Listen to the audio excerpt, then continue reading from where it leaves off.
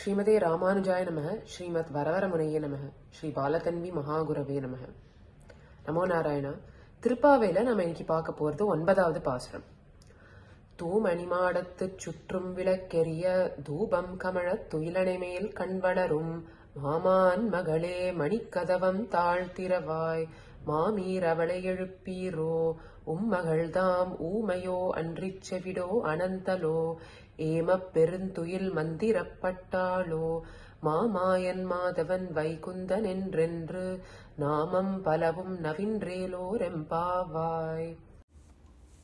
திருப்பாவையில ஒவ்வொரு பாசுரத்தையும் ஒரு திவ்ய தேசத்தோட தொடர்பு படுத்தி சொல்லும் போது இந்த 9வது பாசுரத்தை திருக்கடிகையோட சம்பந்தப்படுத்தி சொல்வா. திருமங்கை ஆழ்வார் மிக்காய் மறையாய் விரிந்த விளக்காய்னு குன்றிலிட்ட விளக்கு எப்படி பிரகாசமா வெளிச்சத்தை சுத்தி எல்லா இடத்துக்கும் பரப்புற மாதிரி இருக்குமோ அந்த மாதிரியே இந்த திருக்கடிகையில ஒரு குன்று மேல யோக நரசிம்மரா அக்காரக்கனியா சேவை சாதிக்கிற எம்பெருமான் தன்னுடைய தேஜஸ் எல்லா ஜீவன்களுக்கும் போய் சேர்ற மாதிரி எழுந்தருளி இருக்கிறான் அப்படின்னு சொல்றார். இதை நினைவுல கொண்டுதான் ஆண்டாளும் தூமணி மாடத்து சுற்றும் விளக்கெரிய அப்படிங்கிற வரியில திருக்கடிகை எம்பெருமான குன்று மேலிட்ட விளக்கா பாவிச்சுண்டு சொல்றா அப்படின்னு நம்ம பூர்வாச்சாரியர்கள்லாம் சொல்வா. ஆனா இந்த பாசுரத்துக்கு இன்னொரு விசேஷமும் உண்டு. திருக்கடிகை மட்டும் இல்லாம வேறொரு திவ்ய தேசத்தோட கூட இந்த பாசுரத்தை நம்ம தொடர்பு படுத்தி சொல்லலாம். ஆழ்வார் திருநகரி அப்படின்னு சொல்ற திருக்குறுகூர்லேருந்து தொடங்கி சுத்தி தாமிரபரணி கரையில பக்கத்துல இருக்கிற ஒரு 9 திவ்ய தேசங்கள்ல நவத்திருப்பதி அப்படின்னு சேர்த்து சொல்வா. அதுல ஒண்ணுதான் தொலைவெள்ளி மங்கலம் அப்படிங்கிற திவ்ய தேசம். இந்த ஒரே திவ்ய தேசத்துல அரவிந்தலோச்சனன் தேவர் பிரான் அப்படின்னு திருநாமங்களோட 2 எம்பெருமான்கள் சேவை சாதிக்கிறதுனால இதை ரெட்டத்திருப்பதி அப்படின்னு கூட சொல்வா. தொலைவெளி மங்கலத்துக்கு நம்மாழ்வார் 11 பாசுரங்கள் மங்களாசாசனம் பண்ணியிருக்கார். அந்த 11 பாசுரங்களோட அர்த்தத்தை பார்த்தோம்னா ஆண்டாள் ஏன் இந்த தூமணி மாடத்து பாசுரத்தை தொலைவெளி மங்கலத்தோட தொடர்பு படுத்தி சொல்றா அப்படின்னு நமக்கு புரியும். இந்த தூமணி மாடம் அப்படிங்கிற 9வது பாசுரத்தை தொடங்கிறதுக்கு முன்னாடியே ஆண்டாளுக்கு தொலைவெளி மங்கலத்தோட நினைவு வந்துருது அப்படின்னு நம்ம சொல்லலாம். ஏன்னா முந்தின பாசுரத்துல மாவாய் பிளந்தானே மல்லரை மாட்டிய தேவாதி தேவனே அப்படின்னு அத்திகிரி தேவப்பெருமாளை சொல்றான்னு நேத்திக்கு பார்த்தோம் இல்லையா. அந்த மாவாய் பிளந்தானே அப்படின்னு சொல்லும் போதே ஆண்டாளுக்கு தோணர்தான் துரங்கம்வாய் பிளந்தானூர் தொலைவெள்ளி மங்கலம் அப்படின்னு நம்மாழ்வார் சொல்லியிருக்கிறது. தேவப்பெருமாளை பாடின்னு இருக்கும் போதே அவளுக்கு தேவர் பிரானுடைய ஞாபகம் வந்துடறதான். அதனால திருக்கட்சியை பாடினவாறே அடுத்த பாசுரத்துல தொலைவெளி மங்கலத்தை உடனே பாட ஆரம்பிக்கிறா. தூமணி மாடத்து சுற்றும் விளக்கெரிய அப்படின்னு பாசுரத்தோட முதல் வரியிலேயே தொலைவெளி மங்கலத்தோட தொடர்பை நமக்கு எடுத்து காட்டுறா. எப்படின்னா ஆழ்வார் ஆரம்பத்து 5ஆம் திருவாய்மொழி முதல் பாசுரத்துல முதல் வரியிலேயே துவளில் மணிமாடமோங்கு தொலைவெளி மங்கலம் அப்படின்னு சொல்லிதான் அந்த பதிகத்தையே ஆரம்பிக்கிறார். அதை நினைவுல கொண்டுதான் ஆண்டாள் இந்த பாசுரத்துல எடுத்த உடனே தூமணி மாடத்து அப்படின்னு சொல்லி தொலைவெளி மங்கலத்தை நமக்கு தொடர்பு படுத்தி சொல்றா. துவளில் மாமணி, அதாவது எந்தவித தோஷமும் இல்லாத பரிசுத்தமான மணிகளால் ஆன மாடங்கள் ஓங்கும் தொலைவெள்ளி மங்கலத்தை போல ஆண்டாள் இந்த பெண் பிள்ளையை எழுப்பதற்காக போயிருக்கிற இந்த வீடும் தூமணி மாடம், ரொம்ப தூய்மையான மாடமாக விளங்குகிறது, தூய்மையான மணிகளால் செய்யப்பட்ட மாடமாக விளங்குகிறது அப்படின்னு பார்க்குறோம். அடுத்த வரியில தூபம் கமழ. தூபம்ங்கிறது இங்க நல்ல ஞானமும் அனுஷ்டானமும் கடைபிடிக்கிறவா கூடியிருக்கிறதுனால ஆண்டாள் இங்க ஞானானுஷ்டம் என்கிற நறுமணம் கமழ்கிறது அப்படிங்கிறா. நிற்கும் நான்மறைவாணர் வாழ் தொலைவெள்ளி மங்கலம் அப்படின்னு ஆழ்வார் சொன்ன வரிகளை நினைவுபடுத்தி ஆண்டாள் தூபம் கமழ அப்படிங்கிறா. தூபம் கமழ துயிலணை மேல் கண்வளரும் மாமான் மகளே. இந்த மாமான் மகளே அப்படிங்கிற வரியில ஆண்டாள் நாம எம்பெருமானுடைய அடியார்களோட தேக சம்பந்தம் கொண்டாடணும் அப்படின்னு எடுத்துரைக்கிறா. எப்படின்னா ஆழ்வார் இந்த 10ல பராங்குச நாயகியா தேவர் பிரானையே தந்தையும் தாயும் அப்படின்னு ஸ்வீகாரம் பண்ணியிருக்கா. சிந்தையாலும் சொல்லாலும் செய்கையினாலும் தேவர் பிரானையே தந்தை தாய் என்றடைந்த வன்குருவூர் அவர் சடகோபன் அப்படின்னு பராங்குச நாயகி சர்வவித பந்துவும் நீயே அப்படின்னு தேவர் பிரான் கிட்ட சொல்லியிருக்கா. இன்னும் சொல்ல போனோன்னா இந்த பராங்குச நாயகிக்கும் தேவர் பிரானுக்கும் இடையே இருக்கிற அந்த தேக சம்பந்தத்தை நம்ம ஒவ்வொரு வருஷமும் வைகாசி மாதம் ஆழ்வாருக்கு உற்சவம் நடக்கிறச்சே பார்க்கலாம். 5ஆம் திருநாள் அன்னைக்கு நவத்திருப்பதி எம்பெருமான்கள் எல்லாரும் திருக்குறுகூர் அப்படிங்கிற ஆழ்வார் திருநகரியில் எழுந்தருளி 9 கருட சேவை ரொம்ப விமர்சையாக நடக்கும். அதுக்கு அடுத்த நாள் காத்தால உற்சவம்லாம் முடிஞ்சு எல்லா நவத்திருப்பதி எம்பெருமான்களும் ஒவ்வொன்றா அவாவா திவ்ய தேசங்களுக்கு திரும்பி எழுந்தருள்வா. அப்போது ஆழ்வார் ஒவ்வொரு எம்பெருமானையும் மங்களாசாசனம் பண்ணி அந்த எம்பெருமான் கிட்டேருந்து பரிவட்டம் வாங்கிண்டு அவருக்கு விடை கொடுத்து வழி அனுப்புகிற மாதிரி இருக்கும். மற்ற எல்லா எம்பெருமான்களுக்கும் ஆழ்வார் இருந்த இடத்திலேருந்தே விடை கொடுத்துடுவார். அந்த எம்பெருமான் கொஞ்ச தூரம் தாண்டி போனதும் ஆழ்வார் அடுத்த எம்பெருமானுக்கு மங்களாசாசனம் பண்ணுறதுக்கு தயாராகிடுவார். ஆனால் தேவர் பிரானுக்கு மட்டும் அப்படி இல்லை.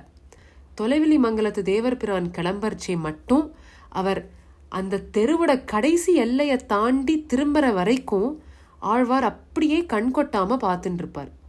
எம்பெருமானுக்கு பின்னாடி தூக்கிண்டு போகிற அந்த தீவட்டியோட ஒளி மறைஞ்சதுக்கு அப்புறம்தான் ஆழ்வார் அடுத்த திவ்யதேசத்து எம்பெருமான வழி அனுப்ப தயாராவார் அப்படின்னு நம்ம இன்னைக்கு வரைக்கும் இந்த உற்சவத்தில் ரொம்ப அழகாக சேவிக்கலாம். அவ்வளோ பிரீத்தி ஆழ்வாருக்கு தேவர் பிரான் மேலே, ஏன்னா தந்தை தாய் என்று அடைஞ்சதுனால. அதனால தொலைவில்லி மங்கலத்து எம்பெருமானையே தந்தை தாயாக உறவுமுறை கொண்டாடிய ஆழ்வார அந்த ஊரில் இருக்கிறவா எல்லாரும் அன்னையாய் அத்தனாய் என்னை ஆண்டிடும் தன்மையான் சடகோபன் அப்படின்னு உறவுமுறை கொண்டாடுறா. இப்படி பெருமாளோட அடியாரோட நாம உறவு கொண்டாடணும் அப்படின்னு சொல்றதுக்காக ஆண்டாள் இந்த பெண் பிள்ளையை மாமான் மகளே அப்படின்னு உறவு முறையை கொண்டு எழுப்புறார். தேவர் பிரானை நினைத்து கொண்டே இருப்பவள் நீ, ஆகையால் உன்னுடன் எனக்கு தேக சம்பந்தம் வேண்டும் அப்படின்னு சொல்லி தேக சம்பந்தத்தோட பிரபாவத்தை இந்த வரியில நமக்கு தொலைவில்லி மங்கலத்தோட பாசுரத்தோட தொடர்பு படுத்தி ஆண்டாள் நமக்கு தெரிவிக்கிறார். அடுத்து, மாமீர் அவளை எழுப்பீரோ உம்மகள்தாம் ஊமையோ அன்றி செவிடோ அனந்தலோ ஏமப் பெருந்துயில் மந்திரப்பட்டாளோ. ஆண்டாள் இங்க இந்த பெண் பிள்ளையோட தாயார கூப்பிட்டு சொல்றா, மாமி உங்க பொண்ணுக்கு பேச வராதா இல்ல காது கேட்காதா அப்படின்னு. பிறந்ததுலேருந்து பார்த்துட்டு இருக்கிற அம்மாவை விடவா இந்த தோழிக்கு தெரியும்? ஆண்டாள் ஏன் இந்த மாமி கிட்ட போய் உங்க பொண்ணு ஊமையோ செவிடோ அப்படின்னு சொல்றான்னு பார்த்தா இதுக்கும் தொலைவில்லி மங்கலத்தோட ஒரு தொடர்பு இருக்கு. இந்த துவளில் மணிமாடமோங்கு பதிகம் எப்படின்னா, பராங்குச நாயகியோட தோழி அவ அம்மா கிட்ட அவளை பத்தி சொல்றதுதான். தொலைவில்லி மங்கலமே கதியா இருக்காளே இவளை எப்படி அங்கேருந்து திரும்பி கொண்டு வந்து சமாதானப்படுத்துறது அப்படின்னு பராங்குச நாயகியோட அம்மா தோழி கிட்ட கேட்குற மாதிரி இந்த பதிகம் அமைஞ்சிருக்கு. துவளில்னு தொடங்கி வர இந்த 10 பாசுரத்துல தோழி பராங்குச நாயகியோட தாயாருக்கு பராங்குச நாயகியை பத்தி சொல்ற மாதிரி தான் அமைஞ்சிருக்கு. ஊமையோ அப்படின்னு ஆண்டாள் கேட்குறா. தவள ஒன் சங்கு சக்கரம் என்னும் தாமரை தடங்கன் என்னும் தோழி தாய்கிட்ட சொல்றா. பராங்குச நாயகிக்கு எம்பெருமான் மேல எவ்வளோ ஆசைனா அந்த உணர்ச்சி பூர்வத்துல அவளால சங்கு சக்கரம் கொண்டவன் தாமரை தடங்கண் கொண்டவன் அப்படின்னு கூட அவளுக்கு சொல்ல வரலையாம். சங்கு சக்கரம் அப்படின்னு சொல்றதுக்குள்ள அவளுக்கு பக்தி மேலோங்கி திணறதான். தாமரை தடங்கண் அப்படின்னு தான் அவளுக்கு சொல்லவே வரதான். இப்படி குவளையொன் மலர்கண்கள் நீர் மல்க நின்று நின்று குமரராளே உங்க பெண் பிள்ளை, அதனால அவளுக்கு ஊமையோ அப்படின்னு எடுத்துரைக்கிறான் ஆண்டாள் அந்த மாமிக்கு. அன்றி செவிடோ தோழி சொல்றா, தொலைவில்லி மங்கலம் தொழும் இவளை நீர் இனி அன்னை மீர் உமக்காசை இல்லை விடுமினோ. மாமி நீங்க எவ்வளோ சொன்னாலும் இவ கேட்கறதா இல்லை, விட்டுடுங்கோ. அவ இனிமே தொலைவில்லி மங்கலமே தான் கதியா இருப்பா, உங்க வார்த்தையெல்லாம் செவிசாய்க்க போறதில்ல அப்படின்னு பராங்குச நாயகியோட அம்மா கிட்ட சொல்றா தோழி. ஊமையோ அன்றி செவிடோ அனந்தலோ ஏமப்பெருந்துயில் மந்திரப்பட்டாளோ. மந்திரப்பட்டாளோ உங்க பெண் பிள்ளைக்கு என்ன பித்து பிடிச்சிருத்தா என்ன? பின்னை கொல் நிலமாமகள் கொல் திருமாமகள் கொல் பிறந்திட்டாள் என்ன மாயங்கொலோ அப்படின்னு தோழி மாமி கிட்ட கேட்குறா. இவ என்ன நப்பின்னையா இல்லை பூமாதேவியா இல்லை மகாலட்சுமியா, என்ன மாயமா இருக்கே அப்படின்னு கேட்குறா. ஒன்றும் புரியாம இருக்குன்னு சொல்றா. இப்படி இந்த தூமணி மாடத்துல இருக்கிற பெண் பிள்ளைய பராங்குச நாயகியாகவும் அந்த பெண் பிள்ளையோட தாயார பராங்குச நாயகியின் தாயாராகவும் ஆண்டாள தோழியாகவும் நம்ம ஒப்பிட்டு பார்த்தா இந்த திருப்பாவை பாசுரத்துக்கும் நம்மாழ்வார் தொலைவில்லி மங்கலத்து மேல பாடின 10க்கும் இருக்கிற நெருக்கமான தொடர்பு நமக்கு தெளிவா புரியும். கடைசியா மாமாயன் மாதவன் வைகுந்தன் என்றென்று. இங்க மாமாயன்கிறது பரம சுலபனான ஆழ்வாருக்கு தந்தையும் தாயுமான தேவர் பிரான சொல்றதா நம்ம பெரியவா எடுத்துட்டு இருக்கா. வைகுந்தன்கிற நாமம் பரமபதத்துல எப்படி அரவணை மேல் தேவிமார்களோட எம்பெருமான் வீற்று இருக்கிறானோ அதே கோலத்துல அரவிந்தலோச்சனா தொலைவில்லி மங்கலத்துல ஆதிசேஷன் மேல அமர்ந்த திருக்கோலத்துல சேவை சாதிக்கிறதுனால வைகுந்தன்கிற நாமம் அரவிந்தலோச்சனனை குறிக்கும் அப்படின்னும் சொல்வா. ஆக மாமாயன் மாதவன் வைகுந்தன் இந்த திருநாமங்கள் எல்லாமே தேவர் பிரானையும் அரவிந்தலோச்சனையும் தான் குறிக்கும் அப்படின்னு நம்ம எடுத்துக்கலாம். ஆக இந்த 9வது பாசுரத்துக்கு திருக்கடிகையோட மட்டும் இல்லாம தொலைவெளி மங்கலத்தோடையும் ஒரு அழகான தொடர்பு இருக்கு அப்படின்னு நம்ம பாக்குறோம். பராங்குச நாயகி தொலைவெளி மங்கலத்து எம்பெருமான்கள் மேல வச்சிருந்த அளவு கடந்த பக்தியை நினைவுபடுத்தி, குறிப்பா தேவர் பிரானோட உறவுமுறை கொண்டாடினதை நினைவுபடுத்தி அதன் வாயிலாக அத்தகைய ஸ்ரீ வைஷ்ணவர்களோட நாம தேக சம்பந்தம் கொண்டாடணும் அப்படிங்கிற முக்கியமான தாற்பயத்தை இந்த 9வது பாசுரத்துல ஆண்டாள் நமக்கு எடுத்துரைக்கிறார்.